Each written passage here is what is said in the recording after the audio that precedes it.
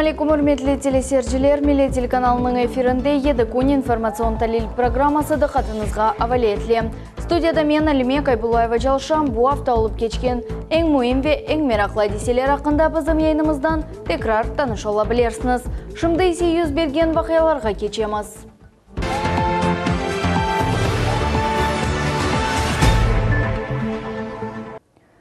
Кырым Cumhuriyeti'nin başı Сергей Аксенов, Башкортостан Cumhuriyeti'nin başı Рустем Хамитовнен берабер присягая России, Башкортостан и Крым в панораме веков адлы Умумрусия ilmi-ameli конференцияда иштирак еттілер. Конференция Карасу базарда кечті. Cumhuriyetlerinin yolbaşçıları район медениет evina Бақчайлы орта тәсіл мектебіні зерет етіп, фестивальдің açılывында иштирак еттілер. Тәсілетлары ile мұхбирimiz Султания Истакаева. Кырым Cumhuriyeti'nin başı Сергей Аксенов селямлашу сөзінен чықышта болунарақ бірінші невбетте Башқұртыстан акимиетіне ярдым еткенлері ве Карасу базар районында иш актив суретте алып барылғаны үшін тешекірлер білдірді. Хатырлатамыз, Башқұртыстан Cumhuriyeti Карасу базар районының кураторы сайыла. Сегодня знаковое событие. Наши друзья и партнеры, постоянные, причем и надежные партнеры, сегодня в Белогорском районе принимают участие в этом замечательном фестивале. И Рустем Закиевич правильно отметил, что говорить о делах Башкортостана в Республике Крым и конкретно уже в Белогорском районе нет необходимости, потому что эти дела говорят сами за себя. И мы сегодня чувствуем надежное плечо наших партнеров. Рустем Закиевич, огромное спасибо и за, в общем, нашу совместную работу, и за ту деятельность, которую ведет Башкортостан в Белогорском районе. Ознев бетінде Башкортостан Cumhuriyeti'nin başı Рустем Хамитов сонки 3 yıl devamında семерелі иш бежерілгенini кайдетті. Мектеплер, балабақчалар ве медениет evi тәртіпке кетірілді. Башкортостан başı emti ишандырды ки bu iş gelecekte de devam edecek. Дороги мы видим, как стремительно меняется в лучшую сторону облик района и Крыма. И, конечно же, эти изменения неостановимы. И с особенно теплыми чувствами мы находимся в эти дни здесь, на гостеприимной крымской земле, потому что приехали к вам, надежным партнерам и добрым друзьям. Конференция кетишатында тарихи илимлер намзеті Рамиль Рахимов 1812-1814 сенелерінен бағылы марузанен чықышта болынды. О қайдетті ки, о деверге айт олған таажиплі бір шей. Бұл Русия ордусында чоқ милли атлы аскерлер иштирак еткенідір. Оларның арасында башқұртлар, калмыклер ве қырым татарлар олған еді. Сразу скажу, что в период наполеоновских войн в русской армии находилось 20 башкирских, 3 калмыцких, 4 крымско-татарских, 2 мещерякских и 2 тептярских конных полка. Это 31 полк, примерно 17 тысяч человек национальной конницы. В полках башкирских начальниками были офицеры армейской кавалерии, а в крымско-татарских командиры были из местной знати. Конференциядан сон Cumhuriyet yolbaşçıları bir sıra içtimai obyektlerini ziyaret etip, yanıdan tertip etу jiryanını muzakere ettiler. Bu jiryanlar Башкортостан Cumhuriyeti ayırgan maliye yardımının becerildi. Sonra Sergey Aksenov ve Рустем Хамитов festivalinin açılımında iştirak ettiler. Башкортостан Cumhuriyeti'nin medeniyet naziri Amina Шафикова bildirdi ki, Карасу базар rayonunun bayram merasiminde Башкортостанның halk kollektivleri iştirak ettiler. Emde Башкыр halkını Kırım Tatarlar ile ayrılmaz dostluk bağlағанını кайдетті. Близка, очень много схожего между нашими народами, и это, наверное, благодаря тому, что все-таки есть родные корни, общие корни, которые с каждым годом становятся все крепче. И я знаю, что белогорским жителям, крымским татарам очень нравится наше искусство, и оно понятно также им, как и нам понятно искусство крымских татар. Крым Cumhuriyeti Medeniyet Nazirinin muavini İsmet Zaatov'ның fikrince böyle işbirlik regionlarımızın күчіні ve imkanlarını kuvvetleştiriyor. Her sene Карасу базарда bu tipte böyle festivaller, konferansiyalar geçirilecek. Ve Kırım'dan zaten davet ettiler bugün. Kırım'dan artistler festivallerge katılacaklar. Gelecek sene inşallah Ufa'da geçecek festivallerge. Ve Dünya Folkloriyadası'nda geçecek.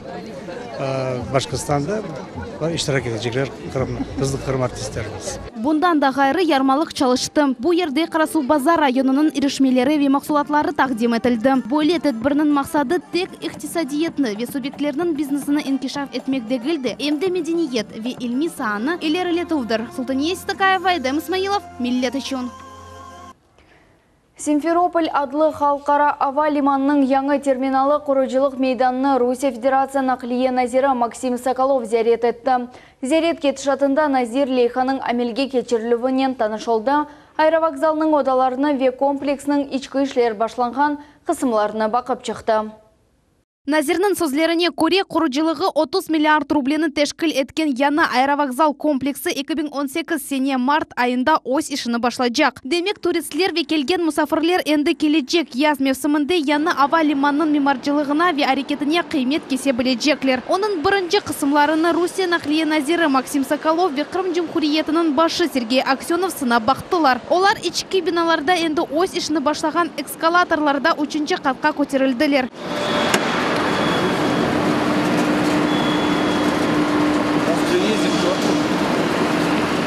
Эмде Максим Соколов қайд етті ки, яны терминалда yolcularının қызмет етіп кейфиеті әрекет еткен ава лиманында фарқлы олajak.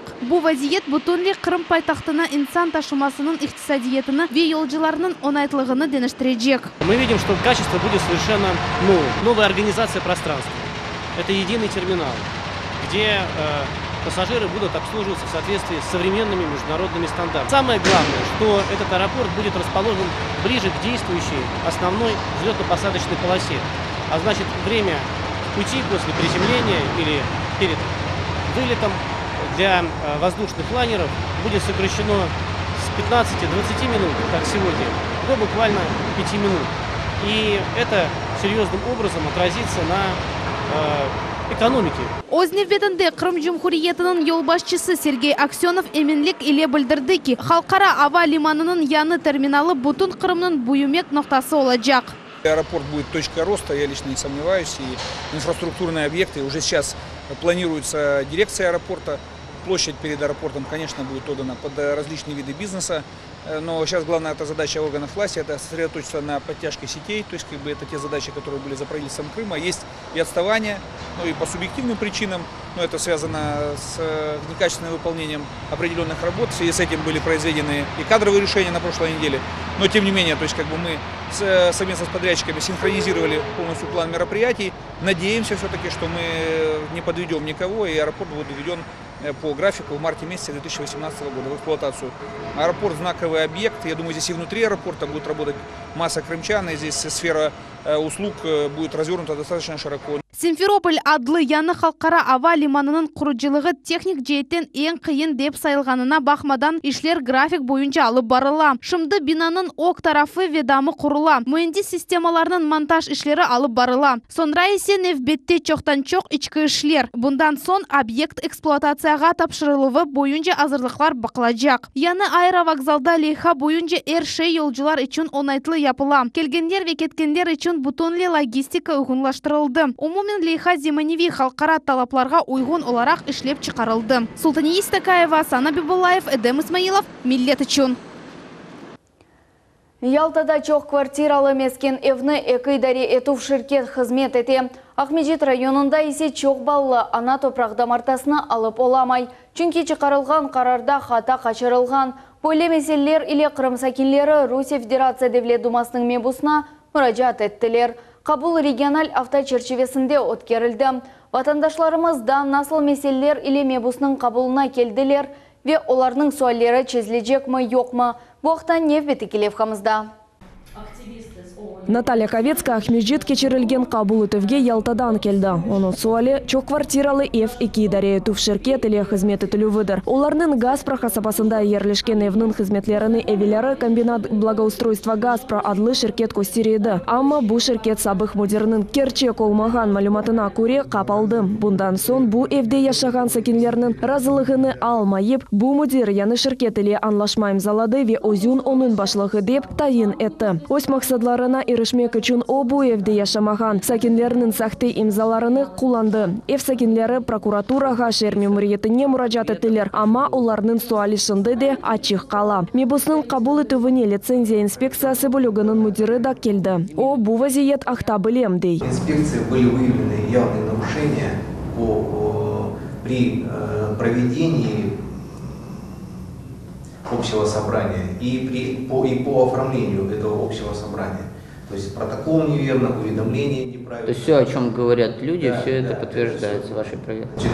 Своевременно был направлен ответ заявителям. В свою очередь, в настоящий момент инспекция подготовила исковое заявление в суд о признании или по факту непризнания правомерности этого проведения общего собрания. Прокуратура хаве мемориятке мураджат эткен сон буйдарелер джинаи иш козгатмага рет эттелер. На основании вот это обращение мы уже и по незаконному отказу в возбуждении уголовного дела по поводу привлечения к ответственности правоохранителей, сотрудников прокуратуры отдельно тоже направим депутатское обращение. Ялта шер секенлерінің суалінеме бұс ось шақси незаретіне алды. Энди эпсі әрекетлерінің қанлығы тішкерележек. Бұндан ғайры қабул етуге чоқ балалы ана Зинура Сейджилилова келді. Онақ Междет районының Сарайлы Қият қасабасында топырақда мартасы берілді, ама қарарда хата қачырылған. Қабул девамында қадынға оның меселесі чезілгені ақта хабер еттілер, яны қарарны Зинура ханым тамым шу ерде алды. Раз вы уже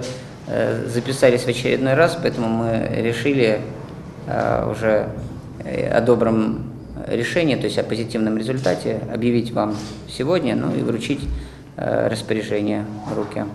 Да, чтобы, иншаллах, там большой добротный дом был, так что вас поздравляю. Харлоусон. Мебусқа 19 ватандашымыз müracaat еттілер. Оларның суалері мүлкиет ве топрақ хақта едділер. Хатырлатамыз, мебус ось қабул етівіні ай региональ авто черчевесінде откере. Нариман Тарсинова, Асан Зевадинов, Милет үшін. Судақ Девлет Шурасының невбеттен тыш сессиясында мебуслар шер мемориетінің башы вазифесіні вақтынша эдайты жек Эмир Сали Аблелимовны тайын еттілер. Ойвел Судақ шер мемориет башының муавина еді. Бұл ақта шер округының ресми сайтында хабер етілі. Сессия кетшатында мебуслар Судақ шер мемориеті башы Владимир Серовның истифасыны қабыл еттілер. Енді оқырым Назирлік Шурасы рейсінің муавина олажақ.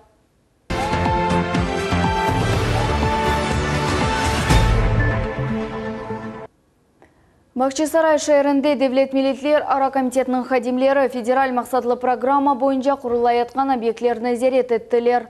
Олар қорыжылық шirketlerінің векілері иле көршіп, esas проблемлеріне музакер еттілер. Айны бала бақчасы мектеп ве репрессияға оғыраған гражданлар үшін құрылайатқан мескен евге дықат айрылды.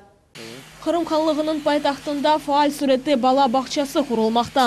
Бұ 7-ші микрорайонында құрылайатқан муэссесе 260 баланы сығдырajaq. Федераль мақсатлы программаның объектіні бұл сененің сонында эксплуатацияға тапшырмаға планлаштыралар. Шындыки вақытта біраз артта қалуғылар бар. Бұның себебі бала бақчасы территориясында чоқтан ерлешкен ағылар чекілмесі еле бағлым. Девлет милиттер ара комитетінің ве мемориетінің векілері объектікленген ерге чықып, құружыр шеркетлер еле құрыштылер. Олған меселеріні музакері еттілер ве олар чезілуф yollarını işlep çıkardılar. Dabır kuruculuk meydan 600 talebi için mektep. Kontrakt boyunca kurucu teşkilat obyektini 2018 senenin iyun ayında teslim etmege mecburiyet alam. Bu yerde endi temel yani fundament koyuldu. Öz növbetinde kurucular bildirirler ki endi bugün olar armaturanı bağlap başka işler becerilerini keşmege hazırlar. Проблемы возникли у нас, с сетями, но местные власти, то есть идут навстречу, помогают нам.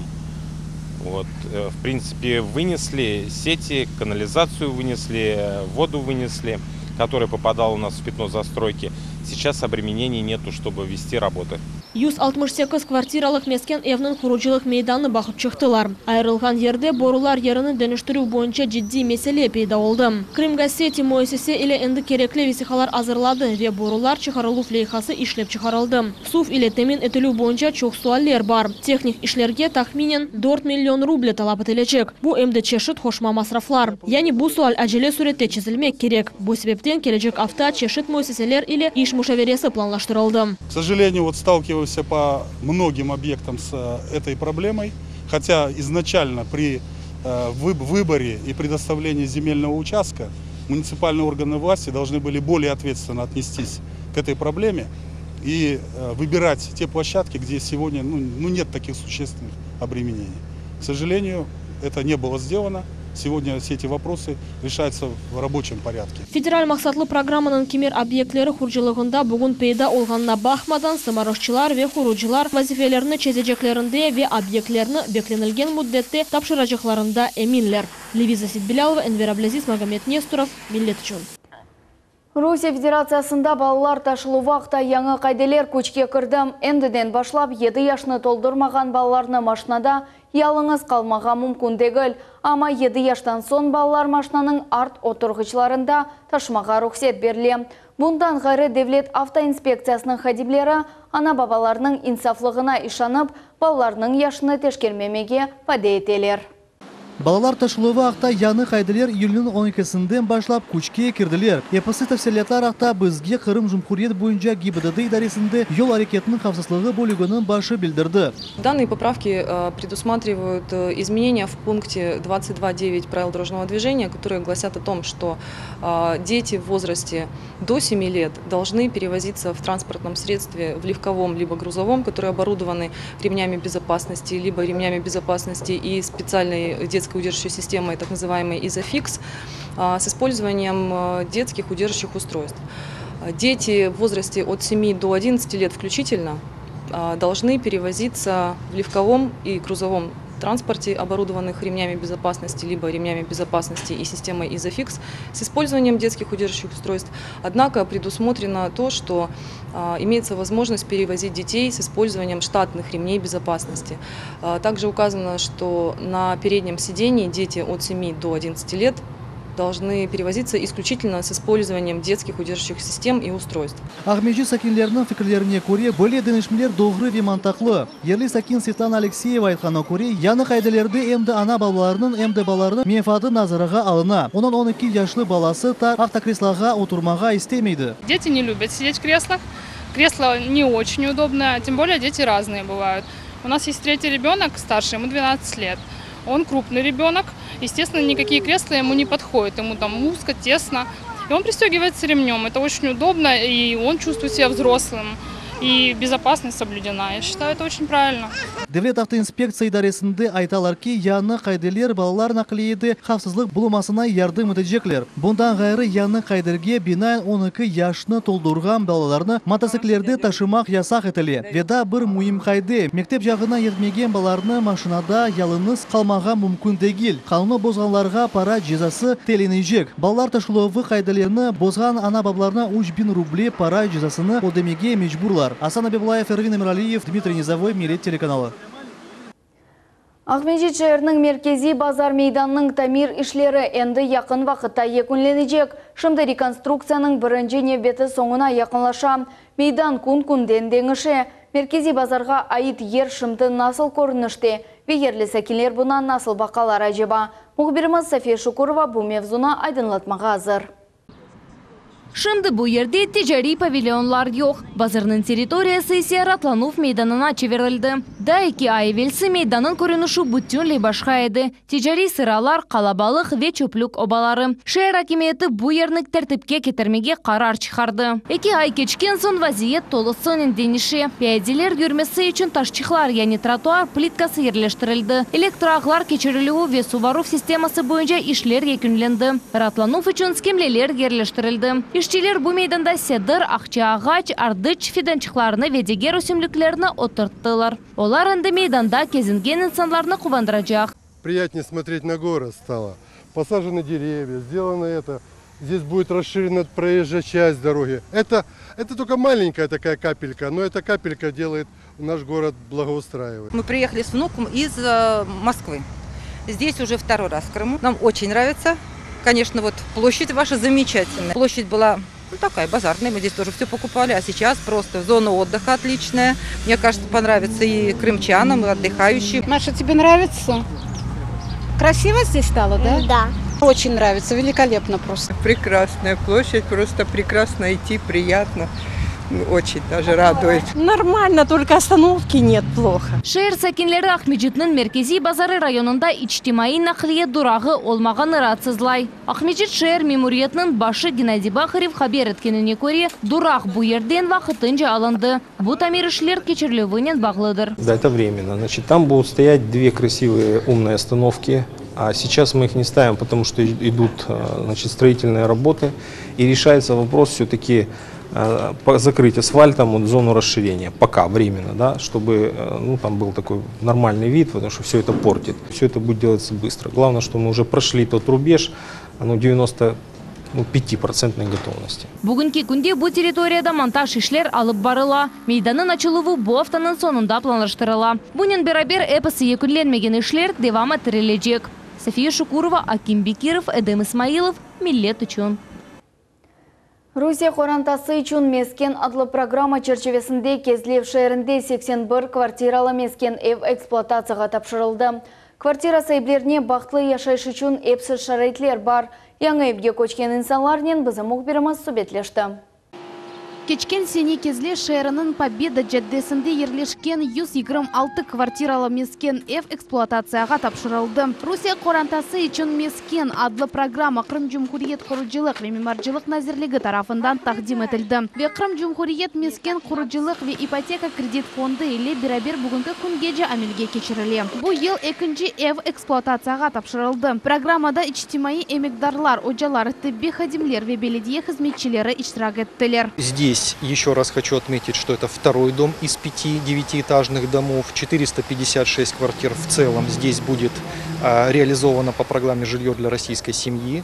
Нам еще осталось ввести в эксплуатацию 2 дома в этом году, мы идем в соответствии с графиками.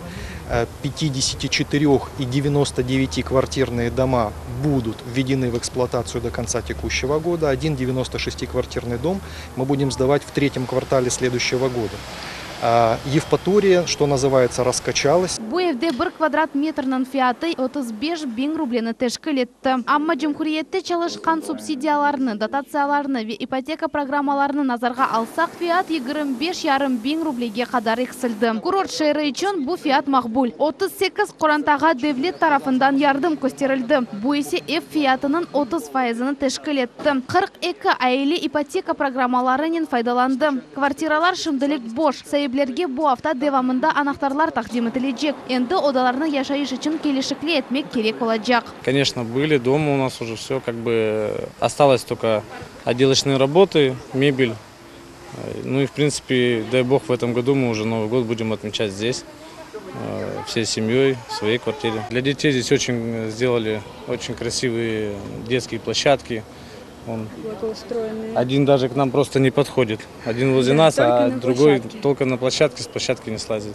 Яны евнын янында да екі ичтимаи объект құруджилығы файл суретте девам етмекте. Біріншісі бұл 800 ерлік мектеп. О кележек сененің сонында эксплуатацияға тапшырылacak. Екіншісі ise бұл сененің сонында азыр олacak 260 ерлік бала бақшасыдыр. Керчектен де бұл мескен комплексте бүтін шарайтлер, бала мейданчықлары ве парковкалар олacak. Емде районда чешме ерлештірмеге планлаштыралар. О бұл ерні яраштырып, язның sıcak күнлері салқынлық яратacak. Очень рада, что сегодня мы присутствуем и даем интервью вашему телеканалу. Вот, у нас сегодня очень знаменательное событие, эмоции нас переполняют. Вот, мы сегодня получаем ключи от нашего личного, собственного, скажем так, жилья. Вот, мы очень долго шли к этому. Кечеканита энді ось бош вақытыны бала мейданчығында кечере. Виазбарда яны достларнен танышачағыны беклей. Мне все нравится, кроме того, что низкие потолки чуть-чуть. Я хочу, чтобы у меня здесь было очень много друзей. И я со всеми служила. Қайдет меккереки Қырымда мескен меселесіні чезмек үшін да бір программа çalışы башлады. О эконом-класс мескен құруджилығы деп адлана. Лейха енді Қырымның пайтақтында амелге кечірілі. Невбетте Алушта Векеріч шәйрлері. Султания Истакаева, Энвер Аблезис, Дмитрий Низовой, Миллет үшін. Қырымда амброзияға қаршы күреш башланылды. Кейк отның йоқ етілуіне 16 миллион рубледен зеде пара айрылды. Крым Жұмхуриет башы Сергей Аксенов ветопрақ фитосанитар незарет қызметінің тешебісі или карантин сайылған отқа қаршы күреш бойынша бір sıra чәрелер бақыла. Амброзия тек қой қожалығында дегілде аллергия или қиыналғанларға зарар кетіре. Бұл от или күреш усулары вен насиятлар ақында Айша Шулакованың левхасында. Мутихасыслар яхшы хабернен кувандырмайлар. Амброзия отыны чалмақ файдасыз. Onun урлуклары онларча йыллардан сон өсмесі мүмкүнлер. Чечек тозу үчүн 100 километр биле месафеде гөл учуп келер. Амброзия август ve сентябрь айларында фаль чечек ача, лякин Кырымда ава сычак олганы себебинден июльден башлап октябрьгече эрте ве давамлы чечек ачылуы үчүн имканлар яратыла. Тамам бойле этип июльнын башында ярымадамызда буотнен күреш алып бармак үчүн бир сыра чарелер көзге алына. Кийикотын карантин зоналар территориясы 15 000 гектардан зиядедер. Эксерей кысмы чөл регионларда ерлеше. Было поручение главы Республики Крым относительно того, чтобы органы местного самоуправления в обязательном порядке на 2017 год предусматривали в своих бюджетах средства на борьбу с амброзией. Кроме того, в обязательном порядке было информирование населения, субъектов хозяйственной деятельности о необходимости проведения борьбы с амброзией. Соответственно, каждый муниципалитет, планируя собственный бюджет, закладывает эти средства. Амброзия ile күрештин эсас усуллары бучалу ve химикатлар ile ишлендирүүдүр. Усулны идаре этүү органлар өзлери сече. Июльнын башында амброзия ile күреш боюнча bir ay devam etken чарелер бакылуу башланды. Bundan гайры топрак фитосанитар незарет кызметинин векилери ile yerli идаре этүү органлары ve гражданлар ile профилактик иштер өткөрүлө. Кроме того, было поручение создать рабочие группы локальные на местах с целью мониторинга проведения борьбы. И также, соответственно, информация о проведении месячника должна была быть доведена до населения, до юридических лиц, хозяйствующих субъектов, чтобы все понимали о необходимости принятия мер. Мутихасыслар айтканына көрө гражданлар карантин олган кийик отунун зарары акта өзлери билмек ve амброзия ile күреш боюнча месулиетли олмак кереклер. Аксалда пара жазасы тайынлене биле. Юридик шахыслар үчүн бу 5000 рубледен зияде, ади инсанлар үчүн исе 500ден зияде рубле ола биле. Амброзия отунун юксеклиги 20 сантиметрден 3 метргече ола биле. Чечек ачканда чоктан чок чечек тозу айрыла. Бу себептен аллергия хасталыклары ile чекишкенлердин көзлери яшлана, тени ve көзлери кашына, газ кашына, өксүрүү ve тымав пейда ола. Аллерген от девамлы суретте тесир этсе, буал бронхиаль астма хасталыгынын себеби ола биле. Очень важно назначение правильной терапии, которая купирует аллергическое воспаление. Обязательно профилактические мероприятия, которые должны проводить все пациенты с полинозом, с любым. Во-первых, помнить, что наибольшая концентрация пыльцы именно в утреннее время, потому что растения утром продуцируют большее количество пыльцы. Поэтому прогулки должны осуществляться во вторую половину дня. Аллерголог экимлер тышарда сирекче олмага, карпыз, кавун, бал, эльва ve муз, яни банан ашамамага эмде кезинтиден сон элиминацион терапияны кечирмеге тепсие этелер. Поэтому как только он заходит в помещение, он должен механически смыть эту пыльцу со слизистых из кожи. Плюс очень важно, никакой так называемой фитотерапии. То есть пациенты с полинозами не должны использовать для лечения ни летом, ни зимой, даже вне сезона цветения лекарственные травы для лечения. Потому что очень высокая вероятность того, что аллерген попадет в организм и симптомы усилятся. Полиноз хасталыгынын кескин девырны токтатмамак пек муйым. Аллерген специфик иммунотерапия кечирмек үчүн экимлерге кышта мурачат этмек керек. Бу курстан сон чечек ачкан вакытта аллергия более кескин алда юз бермес. Айша Шулакова, Мухаммед Несторов, Рамазан Аливапов, Миллет үчүн. Яз татиллері бала үчүн бурухи күчлеріні топламақ үчүн пек гүзел имкандыр. Бүгін Ақмежитке яқын ерлешкен Леватки көнде Қадыр Жаме өгінде чоқырақ бала язлық меданчық açılды. Меданчық açылу ғайесіне Қырым мұсылманлар дини идаресі, Булюр мұсылман қадынларының бірлешмесі ве муфтиятның файдалы илім дини марифлейхасы қол тұттылар. Енді балалар яз татиллеріні файдалы кечіре білежеклер.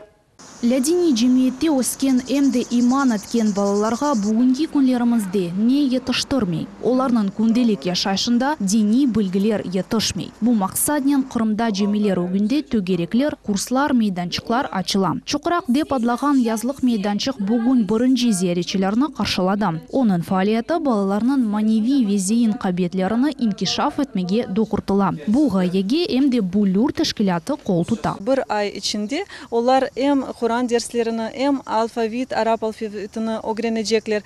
Peygamberlerin tarihlerini, bütün bunlar oyun şeklinde yapılacak. Bizim esas maksadımız onların tatili, yaz tatili faydalı geçsin. İlimle, bilgiyle geçsin. Bugünkü açık ders devamında ana babalar ve balalar TÜGEREK'nin programmasının ve hocalarının tanış oldular. Bu meydançıkka 5 yaşlı ve bundan büyük balalar kabul edilir. 10 yaşlı balalardan başlap onlarını cins boyunca gruppalarga böleyler. Bu kızlar ve oğlanlar. Programma içinde peygamberler tarihi dersleri, sonra bizim peygamberimizin ömrü ve hayatı, yani onun kettişatı, sonra Arap elifbesi, yani bu bir ay içinde Arap elifbesini geçecekmiz. Hem de bütün bu şeyler küçük balalarga oyun şeklinde, daha da büyük yaşta olan balalarga dersler daha da yüksek seviyede geçecek. Balalar öz ekseri vakitini mekteplerde geçirirler. Anda ular standart programma boyunca tahsil alalar. İslam dinini öğrenmek için ise vakit az kala. Şunun için yaz tatilleri bu bilgilerini arttırmak için güzel bir imkandır. Çoğrak yazlık meydançığı öz küçük ziyaretçilerini birinci günden meraklandırdı. Мне интересно узнать все новое о джами. Здесь мы будем учиться читать Коран, изучать джами, национальности Крыма. Будем учиться читать намаз, будем учиться хорошо себя вести, играть.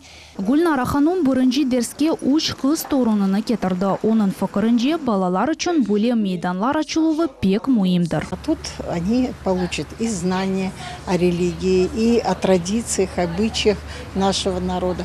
И вообще, когда все вместе, отдых кажется лучше. Eğer biz imanımızı saklamak hakta düşünmesek, biz onu joya bilemiz, dey Kadir Cami'nin imamı Nişan Aslanov. Bala için İslam dini alemini erteci açmak pek mühimdir. Biz ne kadar 4-5-6 yaştan itibaren başlayıp okutmaya başlasak dinimizi, Kur'an okumanı, İslam dininin esasları, şartları, imanın şartları, edepleri, selam verme, oturma, kalkma, büyüklerimizge hürmet. Bütün bu şeylerini yavaş yavaş Peygamber Efendimizin sallallahu aleyhi ve sellem hayatını, balacıkların nasıl sevdiğini, bu şeylerini biz güzelce sevdirerek anlatsak, bizim balacıklarımız dinimizge sevgileri pek çok olup, dinimizni seve büyük olacaklar. Onun için bizim vazifemiz güzelce dinimizni öğrenmek, ihlasla Allah-u Teala kulluğumuzu yapmak ve böylece hayatımıza devam etmektir. Yazlık meydançık haftada 3 gün saat 10'dan öğle gece, yani saat 1 gece çalışacak. Balalarının boş vakitlerini faydalı geçirmekinin mühimligi büyüktür. Bu bilgiler evlatlarımızı akıl, feraset ve din cihetten zenginleştirir. Lila Vidjat, Dmitri Nizavoy, millet için. Kırım'da acılarının aşılama etілуі başlanak. Mecitnin ikinci hastahanesinde bedava aşılama yaptırmak mümkün. Kaydetmek gerek ki bu yıl 2 tur programma ve sadeleştirilgen hazırlanу процедурасы işlep çıkarıldı. 250'den ziyade Kırım Müslümanlarına mukaddes yerlerini ziyaret etmek imkanı verilecek. Hepsi tafsilatlarını bizim muhbirimiz Lila Vidjat bile. Сауди Арабистанға acılıqqa бармаға istеген insanlarının aşılamaları için Kırım Cumhuriyeti gerekli kadar vaktsina elde etti. İyul'nun sonuna kadar acılıqqa barmağa istegen bu mecburi aşılamanı yaptırmak gerekler. Bunu Akmejit'nin 2. şehir hastahanesinde becermek mümkün. Yanınızda pasport olmalı. Geçken senelerge bakanda bu sene bizler bütün mesuliyetini öz başımızga aldık. Kırım Müftiyatı ve ayrıca acılık bölgesi öz başımızga aldık bu bütün mesuliyetlerini. Tek bir ricamız var. Vaktinde bütün gerekli malumatlarını vaktinde öğrenip vaktinde yapmaklar gerek. Bu işni mutlak becermek gerek. Çünkü Saudi Arabistan meningit hastalığı boyunca endemik zona sayılan. Aşılama etilgen son halkara şehadetname berildi. O 3 yıl devamında işletilebilir. Перед тем, как человек вакцинируется, он должен быть осмотрен врачом. То есть расспрос проводится на предмет аллергических заболеваний, хронических заболеваний. Вакцинация проводится вакциной Минактра, это полисахаридная менингококковая вакцина, которая вводится внутримышечно. Иммунитет вырабатывается в течение 2-3 недель и сохраняется в течение 3 лет. Keçken sene muqaddes yerlerini 322 qırımlı musulmanlar ziyaret etti. Bu sene kvota 500'ge arttırılması planlaştırılan. Hatırlatamız, acılık turunu resmileştirilmek için çetel pasportu olmak zarur. Bu sene acılık teşkil etülüveyle Kırım'nın tur operatoru Oğraşa Şkrik Avlametov birinchiler sırasında bugün aşılama yaptırmağa geldi. O Keriç sakini ayta ki Mekke ve Medine'ge ketmekni sabırsızlık ile bekley. Şkriyaga birinchi kere acılığa barmağa hazırlana. Вот привез паспорт, сейчас сдал документы и направили на прививку. И все, документы. Вроде дальше сами все будут делать. Vesikalar iyulның 28'ine kadar kabul oluna. Bu sene musulmanlar acılığa avgustның 24'інде yol alıp sentyabrның 13'інде qaytmağa planlaştıralır. Lila Vijat, Ervin Miraliyev, Millet üçün. Екене devlet imtihanını boyunca 100%'lık neticeler Kezlev'de yaşagan Aliye Mehmetova химия imtihanını muvafakiyet ile tapşırdı ve en yüksek bağ elde ettim. 100'den 100 bal. Tafsilatlıca bizim levhamızda. Aliye Mehmetova Kezlev müzulları arasında екене devlet imtihanını tutқанда Aля netice göstergen birden-bir talebeder. Kırımның çeşit koşullarında Aliye kıbı 5 mezun tapıldı. Kefede 100%'lık netice informatika feninden Sahvi Krasnopirkov şehrinde Rus tilinden ve bir Aля da edebiyat boyunca. Aliye atxanına göre böyle neticege erişmek için o gün 3 saat химия ile uğraştı. Этот экзамен заставил меня очень много нервничать. Весь год я думала об этом, что будет, если я не сдам, как же ужасно было, когда ты сдал и ждешь результатов, потому что ты уже ничего изменить не можешь, ты просто вынужден ждать. Но эти 3 дня, они полны счастья. Я очень рада такому отличному результату. Aliye'nin ana babası öz kızından gururlanalar. Aytalar ki kızları imtihanını Aля tapşıracağına hiç de şüphelenmediler. Xorantada 3 tata kardeş epis Aляcı. Aliye balalıktan öz tatalarından örnek alaydı. Gelecekte mezun ekim olmağa planlaştıra. Onun için химия fenini ayrı dihat ayıra. Я очень рада. Я всегда хотела, чтобы мои дочки были такими. Ну, таких особых каких-то этих я никогда не заставляла их учиться. Но я же говорю, старшая дочка наша была примером для всех, и для второй дочки, для Ленеры, и для Алие. Вот. Она им показывала, как надо работать. Aliye endi gelecek zinatını seçti. O endokrinolog ekim olmağa arzu etti. Bu da tesadüfen değil. Onların şehrinde böyle mütehassıslar pek gerekli. Muhammed Zikiriyev, Yevpatoria TV, Millet üçün. Kırım Tatar halk yerlarının meşhur icracısı Sabriye Erecepovanың doğan gününden 105 yıl tola. Bu efsanevi insan bizim halkımızın gururudur. Belli artistinin hayatı ve faaliyeti hem de onun yaşayışından meraklı deliller akta Sabriye Apte'nin yakınları tarif ettiler. En meraklı malumat ile Sabriye Halilayeva.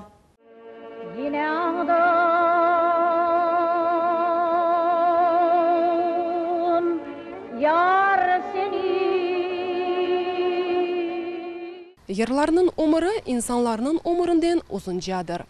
Kırım Tatar acayip simalarından biri bu Sabriye Erecepova.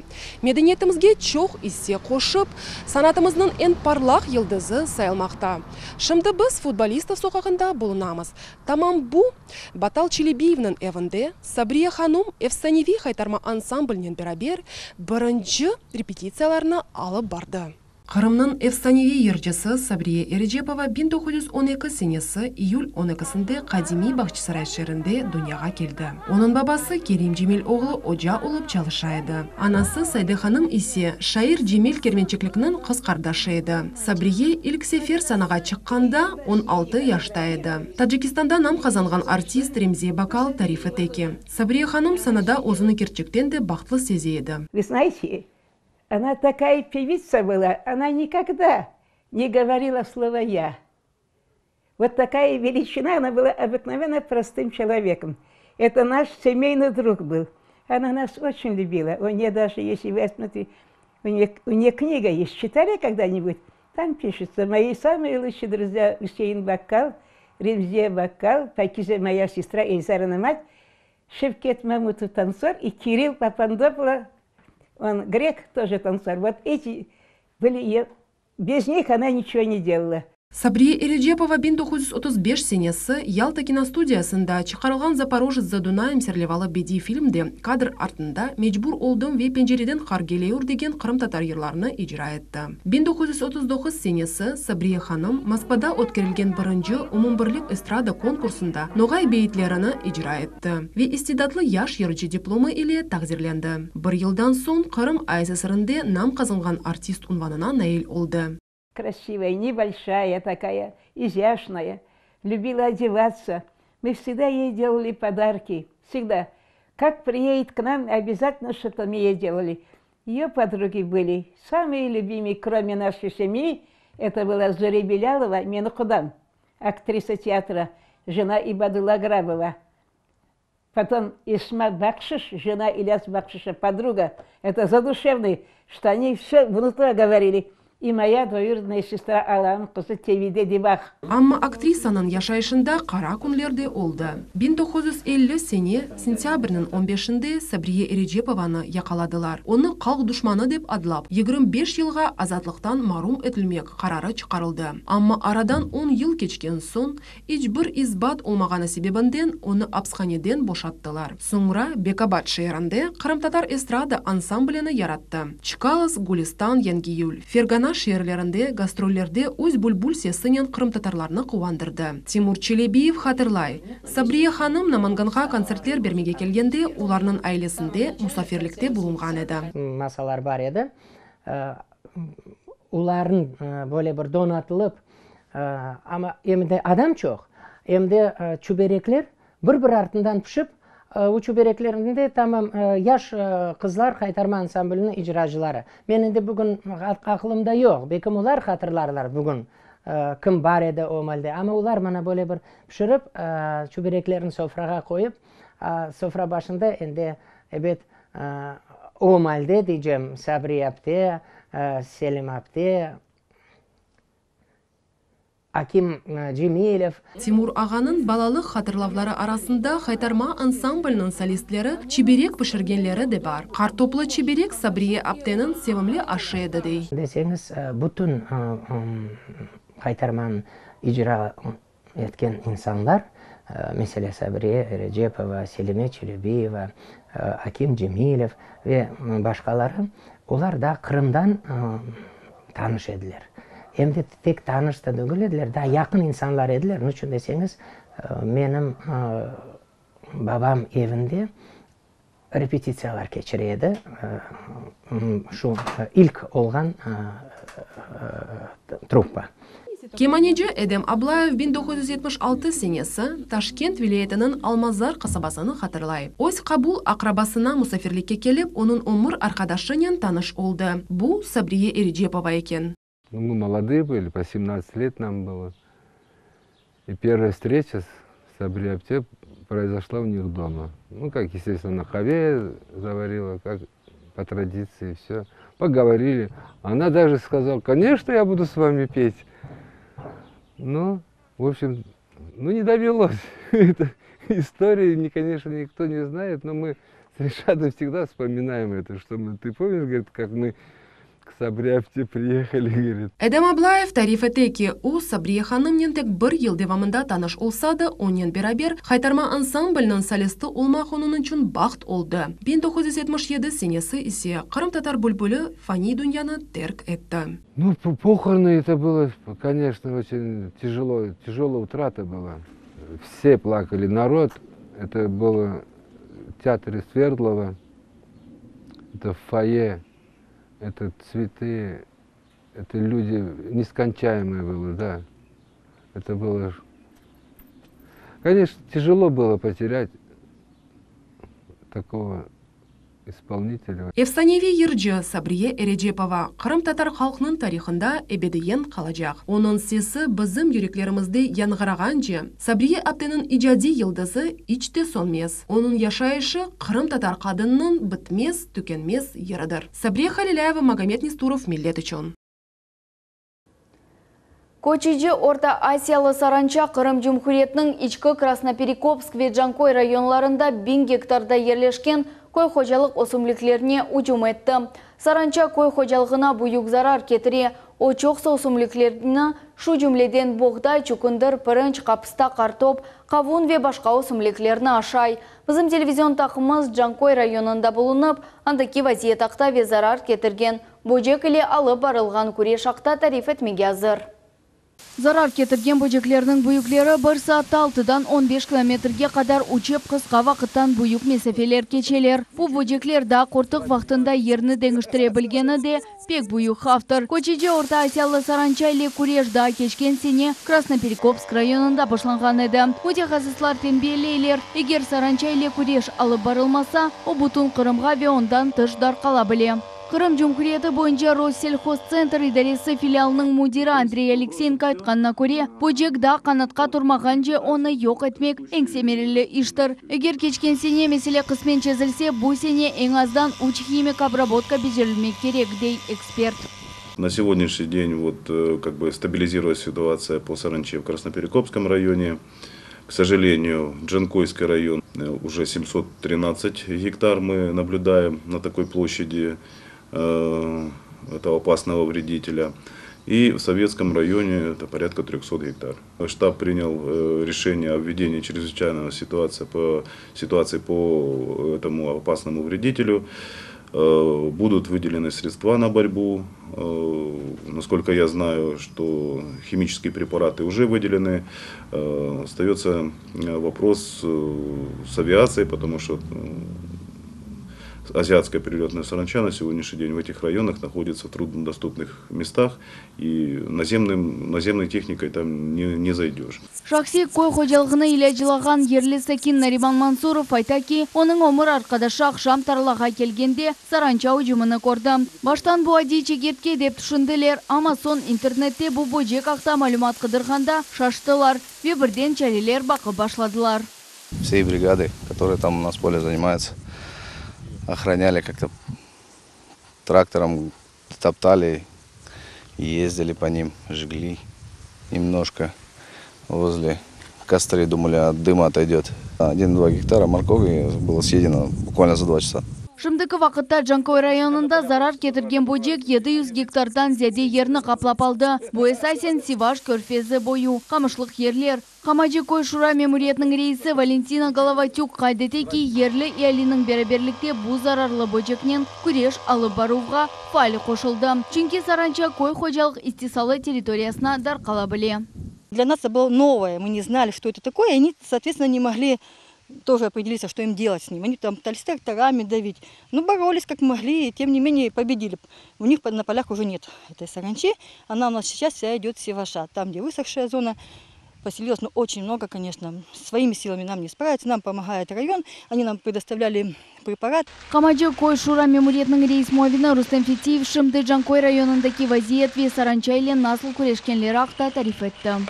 Ежечасно проводим мониторинг территорий, опять-таки же сами выезжаем, население постоянно способствует, обзванивают и говорят, где еще найдены новые очаги.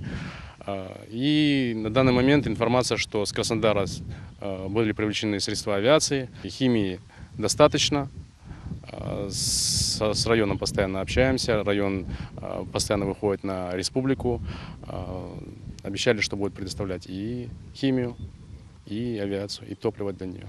Шымдыкі вақытта тарлалар иләжіламасы үшін мақсус авиацияңды Қырымда, Қырымның Жанкой районында бір қач Кой Шурасы территориясындаки тарлаларда 2 күн девамында Саранчадан химик обработкалар алып барылажақ. Мемурлар тенбелейлер обработка кечкен вақыт инсанлар қапалы одаларда бұлынмақ кереклер. Бұл вақыт ачық авада жалышмаға мечбур олған инсанлар оз нефес алуғыны қорчаламақ кереклер. Егерде инсан бірде-бір алсызлық дойса, дерьял хастаханиге мұражат етмек керек. Алимек Айбулаева, Асана Бибулаев, Рамазан Альвапов, Миллет Ичун.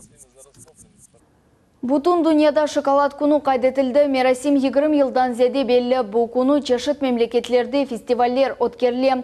Ақмежетте шоколад япылы вақта невбеті келев қамызда әсер етіңіз. Шоколадның тарихы өз тамырларын да 3000 ел evvelsi Латин Америкадан ала. Жеңгеллер арасында майя халқы хужир бір терекні тапты. О бірден ем гулей, эмді берекет бере еді. Тропик көбелеклері ise оны яраштыра еділер. Бұл өсімлік әркесні мерахландыра еді. Оны сақлап огрене еділер. Вақыт кечкен сон бұл өсімлікні хуланмаға башладылар. Какао данелерні топлап, ичімлікні пішірмеге башладылар. Бұл ичімлікні чоколад кебі адладылар. Бұл малымат ақында Ахмезжиттеки шоколад музейінің экспозициясы тариф еті. Мұнда өз көзінен Қырым пейзаж бересімлеріні, шоколад черчевесінде портретлеріні, Ельяпма конфет ве чешет ресамчыларын япылған шейлеріні көрмек мүмкін. Олардың эпсі белі олған Бельчика шоколадынан япылған. Шоколад бүтін Авропа бойынша дарқатылған сон, о бірден өз мұхлеслеріні тапты. Айралда insanlar атта өз өмірлеріні шоколадсыз тасавыр етіп оламайдылар. Мисали оларақ Моцарт sıcak шоколадыны içip, о өз esерlerini яза еді. Böyle vahyalardan biri şokolad rapsodiyanın yaratılmasıdır. Bugünkü günde çay içuvu mutlaka şokoladsız geçmey. Klasik harap, nazik sütlü, beyaz, çeşit hoşma mahsulatlar ile şimdilik şokolad çeşitligi o kadar zengindir. Her bir tatlı sevgen insan öz çeşitini tapabilir. Почему? Ну, потому что шоколад поднимает настроение, и мы, как маленькие дети, все его очень любим кушать. Я люблю шоколад, потому что он сладкий, вкусный и аппетитный. Я очень часто его покупаю. Шоколад очень люблю, особенно молочный, хотя он не такой полезный, как темный, с орехами, с изюмом. Вот, ну, прекрасный продукт, как я считаю. Люблю больше шоколад молочный, потому что он более вкусный. Алазырда шоколадье тазе какао хохусынен толған чешет махсулатларын ярата. Олардың рецептінен бізіле Ахмезжиттеки кондитерлері пайлаштылар. Есть 3 вида конфет.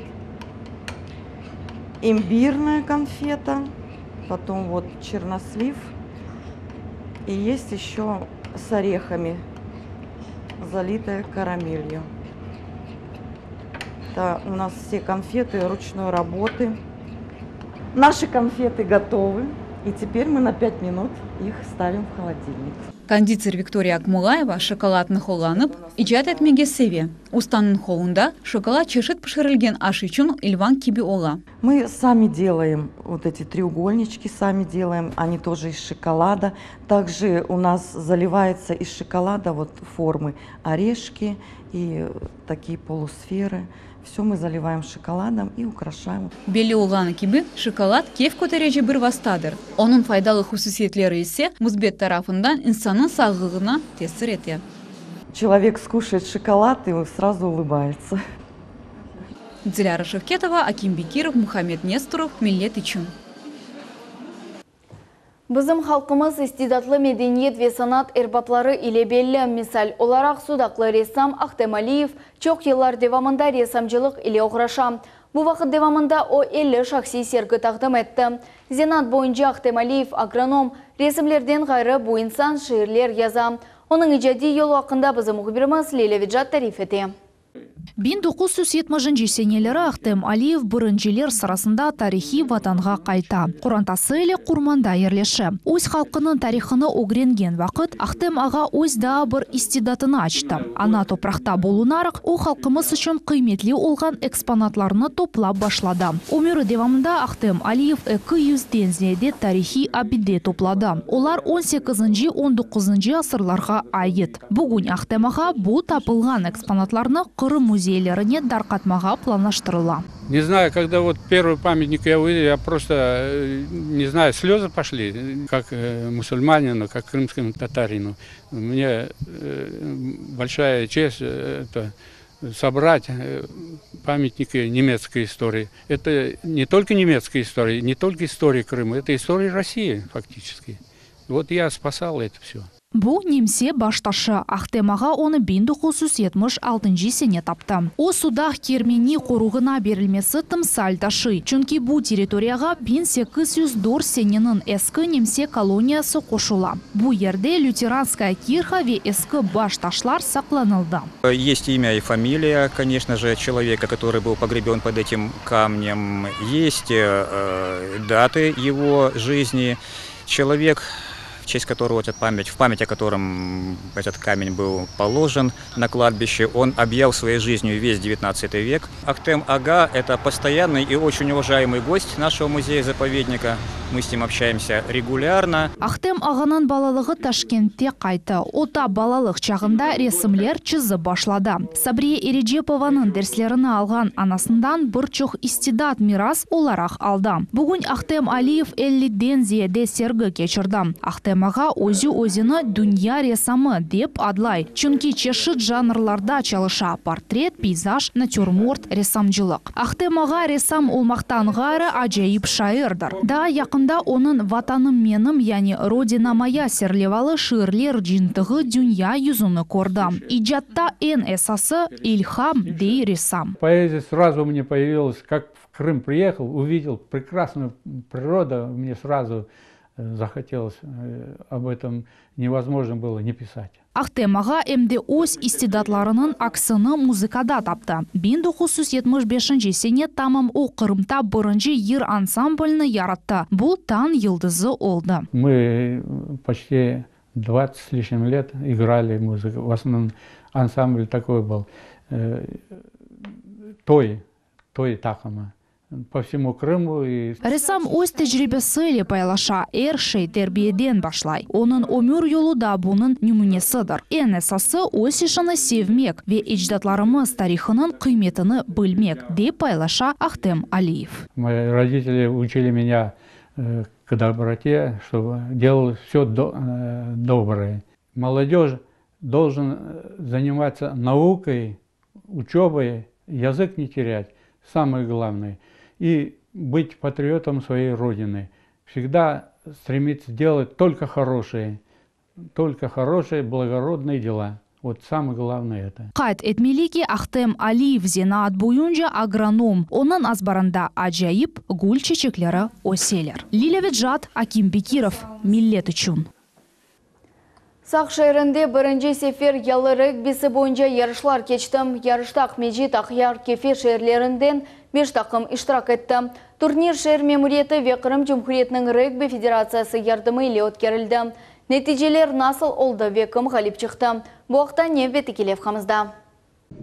Ялы регбисі бұл ұзынжа топ иле спортив тақым ойны бір тақымның ойыншылары топны қолларымен бір-біріне бері белгіленген ерге еткізмек кереклер. Классик регбиден фарқлы оларақ ялы регбисінде араба қапылар жоқ. Бүгін регби ойынны сақ шайрінде де инкишаф етмеге істейлер. Ялыда регби авескерлары мемуриет ве регби федерациясы векілері топланды. Айны олар бұл ярышның тешкелетчілары олалар. Шайр мемуриет башының муавины Шериф Османов қайдетті ки, шымды олар инвар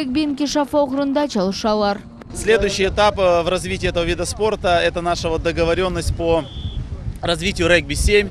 Это уже зеленое поле на территории города, будем развивать этот вид спорта. И еще один из пунктов нашего соглашения по развитию этого спорта – это инва-регби. У нас есть команда инвалидов, передвигающихся на колясках, играющих в регби.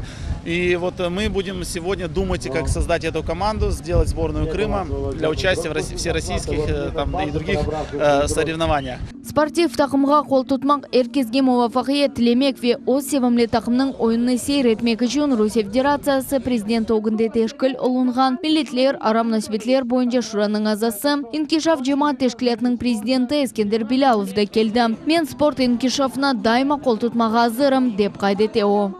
Получил очень большое удовольствие, и особенно от команды КПО. Это близкая нам команда, и в эту игру, в этот спорт только занимаются очень серьезные ребята, здоровые, крепкие. Пусть это будет борьба, пусть это будет регби, пусть это будет футбол. Я поддерживаю те ребята, наша молодежь, которые занимаются спортом. Мы уже знаем, что 100% эти ребята пойдут по хорошей, по правильной жизненной дороге.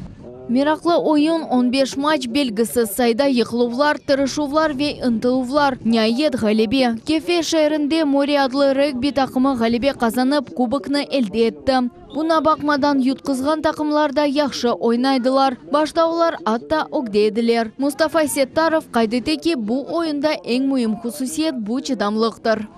Пляжный регби своеобразный вид регби, так скажем, потому что здесь очень сложно играть. Вроде тайм маленький, время мало, но выносливости не хватает на весь тайм. Получается очень часто замены.